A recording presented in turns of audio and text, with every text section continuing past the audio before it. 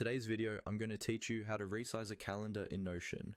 If you've ever added a calendar to a Notion page and felt like it looked a bit cramped, or maybe too wide and overwhelming, resizing it with columns is a simple way to make your workspace look cleaner and easier to read.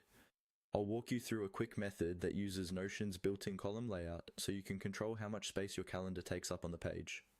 First, start on the Notion page where your calendar is or where you want to add it. To begin creating a layout that will let you resize the calendar, click into an empty area of the page and type the word column. You're not searching for a special command here.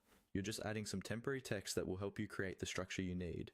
You can type anything, but column is a simple reminder of what you're doing. Once you've typed it, highlight that word or simply click on the block that contains it. A small menu icon will appear on the left side of the block when you hover over it. Click that icon to open the block options.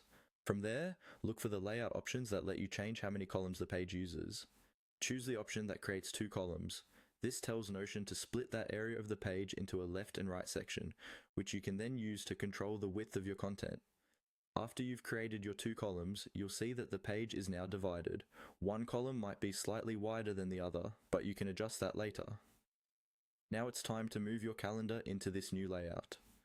Find your calendar block on the page. Hover over it until you see the handle appear on the left side of the block. Click and hold that handle, then drag the entire calendar into one of the 2 columns you just created.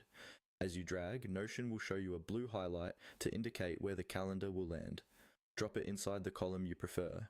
Once it's there, you can move your mouse between the 2 columns until you see the vertical resize handle.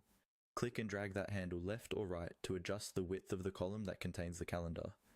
This is effectively how you resize your calendar, by resizing the column it sits in. You can delete the temporary text once you're happy with the layout, and your calendar will stay neatly resized in its column.